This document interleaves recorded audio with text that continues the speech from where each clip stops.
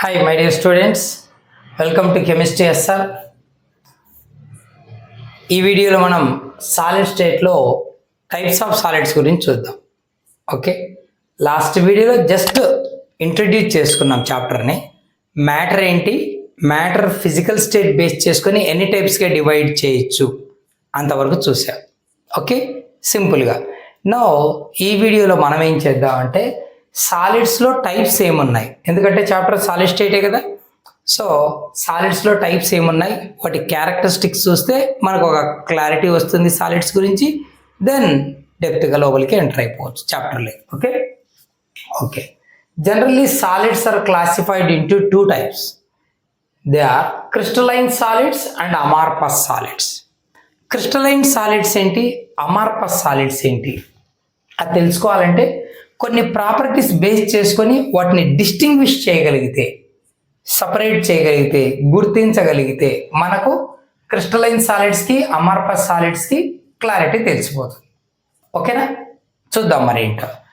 కొన్ని ప్రాపర్టీస్ తీసుకుందాం. Shape, solid ఎలాంటి షేప్ను ప్రొవైడ్ చేయగలదు, మెల్టింగ్ పాయింట్ ఎలా ఉంటుంది, క్లీవేజ్ ప్రాపర్టీ, ఏదైనా ఒక షార్ప్గా ఎడ్జ్ ఉన్నటువంటి ఒక టూల్ ద్వారా మన సాలిడ్ కట్ చేస్తే 2 పీసెస్ వస్తాయి కదా, వాటి షేప్స్ ఎట్లున్నాయి. హీట్ ఆఫ్ ఫ్యూజన్ అంటే సాలిడ్ లిక్విడ్గా కన్వర్ట్ అవ్వడాన్ని ఫ్యూజన్ అంటాం. ఈ ప్రాసెస్లో ఎంత హీట్ రిక్వైర్ అవుతుంది ఆ వాల్యూ. అనైసోట్రోపీ అదేంటో లాస్ట్లో సపరేట్గా డిస్కస్ చేద్దాం. నేచర్, మన సాలిడ్స్ నేచర్ ఏంటి, పార్టికల్స్ ఎలా అరేంజ్ అయినాయి, వీటిని బేస్ చేసుకుంటే మనకు క్రిస్టలైన్ అండ్ అమార్ఫస్ సాలిడ్స్ పైన ఒక క్లారిటీ వచ్చేస్తుంది. ఓకే, వైలెట్ డిస్కస్ చేద్దాం. So mainly 2 types of solids are there. They are crystalline solids and amorphous solids. If you consider the shape, crystalline solids have definite and characteristic shape. ఒక definite shape ఉంటుంది, ఒక characteristic shape ఉంటుంది. అంటే definite arrangement of particles ఉంటాయి, regular ఆర్డర్లో arrange అయి ఉంటాయి. కానీ అమార్ఫస్ సాలిడ్స్లో ఇర్రెగ్యులర్ షేప్ అంటాం, ఇర్రెగ్యులర్ అరేంజ్మెంట్. చూడు పార్టికల్ చూడు, first smaller items, then larger items, next smaller items, next larger items, smaller items, larger item. ఒక రెగ్యులర్ అరేంజ్మెంట్ ఉంటుంది. అందుకే they have definite characteristic shape అంటాం. Because particles in crystalline solids are orderly arranged. Okay, but ఇర్రెగ్యులర్గా arrange అయి ఉంటాయి amorphous సాలిడ్స్లో. Of course they are solids, but particles are irregularly arranged. కాబట్టి అక్కడ మనం ఏమని చెప్పచ్చు అంటే ఇర్రెగ్యులర్ షేప్ అని చెప్పచ్చు. Okay, now come to melting point. అంటే ఇర్రెగ్యులర్ షేప్ అంటే ఎట్లా సార్? సో ఎలా పడితే అలా పార్టికల్స్. సరే, దీనికి క్వాడ్స్ ఎగ్జాంపుల్ తీసుకొని వేద్దాం. ఇది వద్దు కానీ క్వాడ్స్ ఎగ్జాంపుల్ తీసుకొని వేద్దాం లాస్ట్లో. ఓకేనా, క్లారిటీ వస్తుంది. Okay, melting point. Melting point observe చేస్తే crystalline solids have sharp and definite melting point.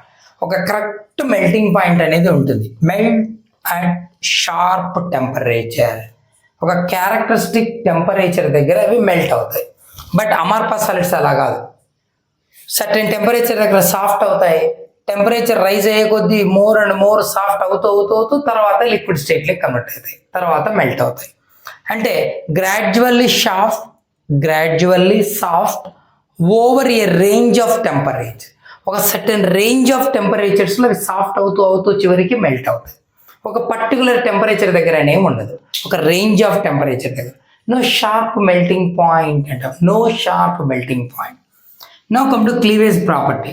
ఒక షార్ప్ ఎడ్జ్ ఉన్నటువంటి టూల్తో ఒక సాలిడ్ని కట్ చేస్తే వచ్చిన 2 పీసెస్కి ప్లేనార్ షేప్ ఉండాలి.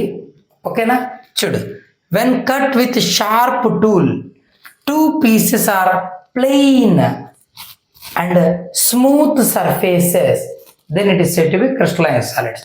అలా కాకుండా 2 pieces విత్ ఇర్రెగ్యులర్ సర్ఫేసెస్ ఉన్నాయనుకోండి, అప్పుడు అమార్ఫస్ అంటాం. దీనికి ఒక చిన్న ఎగ్జాంపుల్ చెప్తాం. విండో గ్లాసెస్ కానీ, ఓకేనా, షోకేస్ గ్లాసెస్ కానీ, ఏవైనా గ్లాస్ ఒక బీకర్ కానీ బ్రేక్ అయినప్పుడు గమనించండి, గ్లాస్ ఈజ్ ఏ సాలిడే కదా, దాన్ని గమనించండి. బ్రేక్ అయిన పీసెస్ చూడు ఎలా ఉంటాయంటే ఇలా ఉంటాయి పీసెస్.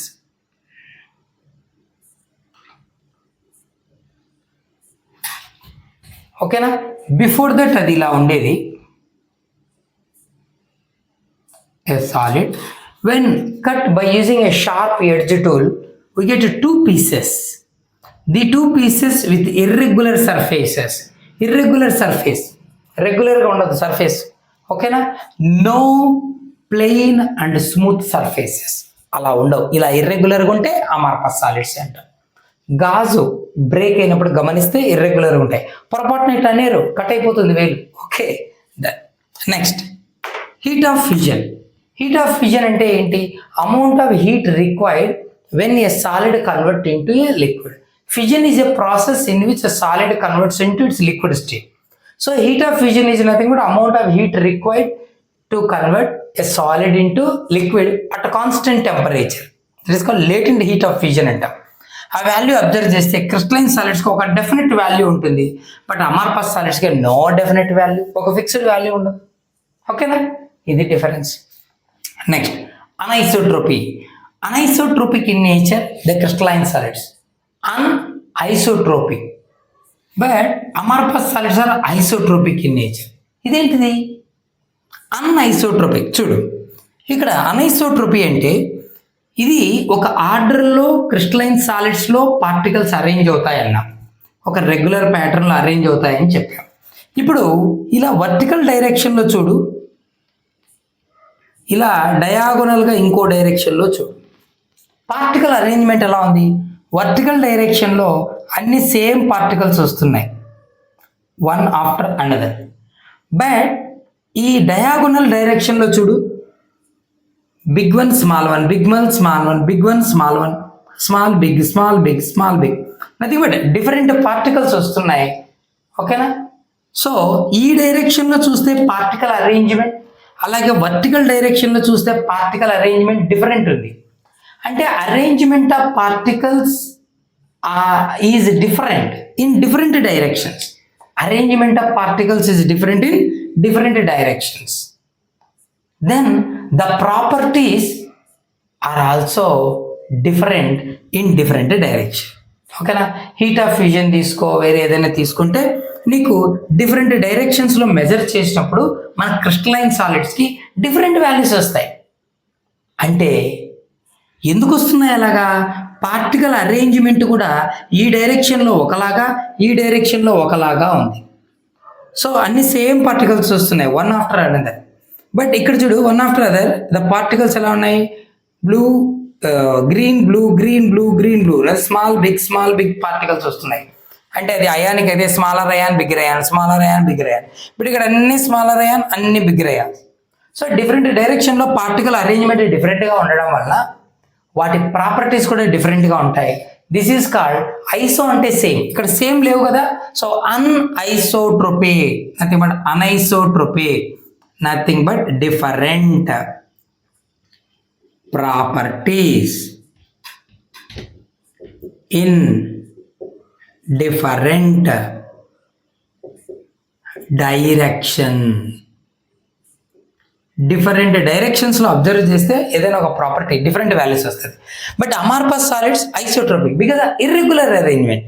కాబట్టి చిన్న ఎగ్జాంపుల్ చూడు, సిలికా క్వార్ట్జ్ తీసుకో.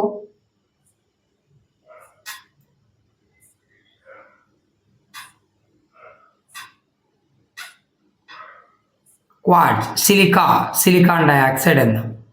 ఓకేనా? పార్టికల్స్ ఎలా అరేంజ్ అయి ఉంటాయి, క్రిస్టలైన్ సాలిడ్స్లో ఎలా ఉంటాయి, అమార్ఫస్ సాలిడ్స్లో ఎలా ఉంటాయో చూద్దాం. క్రిస్టలైన్ సాలిడ్స్ తీసుకున్నాం అనుకో, పార్టికల్స్ ఒక ఆర్డర్లో అరేంజ్ అయి ఉంటాయి. ఫర్ ఎగ్జాంపుల్ ఇవన్నీ సిలికాన్ ఐటమ్స్ అనుకో. ఓకేనా? ఫర్ ఎగ్జాంపుల్ అనుకో జస్ట్, లేదా ఎనీ వన్ క్రిస్టల్ తీసుకో, one particle. Okay, then another particle like this. So ఇక్కడ పార్టికల్ అరేంజ్మెంట్ ఎలా ఉందంటే ఎక్కడ చూసినా కూడా ఇక్కడ ఎలాంటి ప్యాటర్న్ ఉంటుందో throughout the crystal, I mean our crystalline solid have same pattern of arrangement of constituent particles. Particles arrangement అనేది ఒకేలాగా ఉంటుంది. This is called definite character regular arrangement అంటాం. ఓకేనా, అర్థమవుతుందా? అదే అమార్ఫస్ సాలిడ్స్ చూస్తే ఇర్రెగ్యులర్ అరేంజ్మెంట్.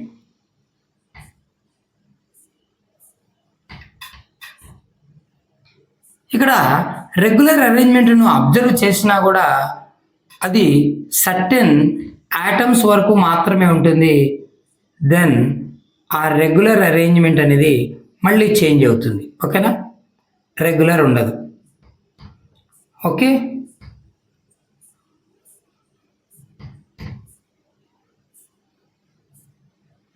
చూడు ఇక్కడ అరేంజ్మెంట్ చూడు, ఇక్కడ లాగా ఒక రెగ్యులర్ ప్యాటర్న్ లేదు. సో ఇవన్నీ వన్ యాటమ్ అనుకుందాం, for example silicon etcetera. Okay, ఈ జాయినింగ్ పాయింట్స్ అంతా ఒక యాటమ్ అనుకుంటే, నెక్స్ట్ అనదర్ పార్టికల్స్ సేమ్ ఇక్కడలాగే సిలికాన్ డయాక్సైడ్ అయితే సిలికాన్ పోతే ఇంకెవరు ఉండాలి? ఆక్సిజన్. ఓకేనా, చూడు ఇక్కడ పార్టికల్ అరేంజ్మెంటు ఈ క్వార్డ్జ్లో మనం గమనించినట్లు, అంటే క్రిస్టలైన్ క్వార్డ్జ్, ఇది అమార్ఫస్ క్వార్డ్జ్ అనుకో. Quartz means purest form of silica, SiO2 యొక్క ప్యూరెస్ట్ ఫామ్. ఓకేనా, సో ఇక్కడ ఉన్నట్టే పార్టికల్ అరేంజ్మెంట్ అక్కడ ఉందా? ఒక రెగ్యులర్ అరేంజ్మెంట్ ఏమైనా గమనిస్తున్నావా? ఇక్కడ లాగా లేదు, క్రిస్టలైన్ సాలిడ్స్ లాగా లేదు. అఫ్కోర్స్ ఇక్కడ ఉంది up to certain range, then మళ్ళీ డిస్టర్బ్ అయిపోయింది. అలాంటి ప్యాటర్న్ లేదు, ఇర్రెగ్యులర్. అందుకే నువ్వు ఏ డైరెక్షన్లో చూసినా కూడా పార్టికల్ అరేంజ్మెంట్ ఇర్రెగ్యులర్గా ఉంటుంది. కాబట్టి ప్రాపర్టీస్ అన్నీ ఏ డైరెక్షన్లో చూసినా ఒకేలాగా ఉంటాయి. అందుకే ఐసోట్రోపిక్ అంటాను. ఐసో మీన్స్ సేమ్, ఏ డైరెక్షన్ చూసినా ఇర్రెగ్యులరే. సో ఏ డైరెక్షన్లో చూసినా సేమ్ ఇర్రెగ్యులారిటీ, అందుకే same means iso. Isotropic in nature అంట. ఓకే, నేచర్ అబ్జర్వ్ చేస్తే క్రిస్టలైన్ సాలిడ్స్ని ట్రూ సాలిడ్స్ అంటారు. ఏమంటారు? True solids. మరి అమార్ఫస్ సాలిడ్స్ని pseudo. Pseudo means just like solids but they are not solids. అంటే ట్రూ సాలిడ్స్ లాగా బిహేవ్ చేస్తాయి కానీ అవి ట్రూ సాలిడ్స్ అయితే కాదు. ఇది క్వార్డ్జ్ సిలికా, ఇది quartz silica, but this is amorphous, this is crystalline. చూడు రెండు సిలికానే. ఇక్కడ పార్టికల్ అరేంజ్మెంట్ ఆర్డర్లో ఉంది, ఇక్కడ ఆర్డర్లో లేదు. కాబట్టి ఇవి ట్రూ సాలిడ్స్ కాదు, pseudo solid. Pseudo mean just like, not exactly అని. సో సాలిడ్స్ లాంటివే కానీ ట్రూ సాలిడ్స్ అయితే కాదు. Next arrangement of particles. చూడు particles long range of order, ఒకే ఆర్డర్లో అరేంజ్ అవుతాయి. బట్ ఇక్కడ ఓన్లీ షార్ట్ రేంజ్ ఆర్డర్, కొద్ది వరకే రెగ్యులారిటీ ఉంటుంది. దెన్ ఈ రెగ్యులారిటీ మళ్ళీ డిస్టర్బ్ అయిపోతుంది. This is about types of solids. They are crystalline and amorphous. We can distinguish them by basing some properties. Okay na? I hope you understand guys. Thank you. See you in next video with one more important topic.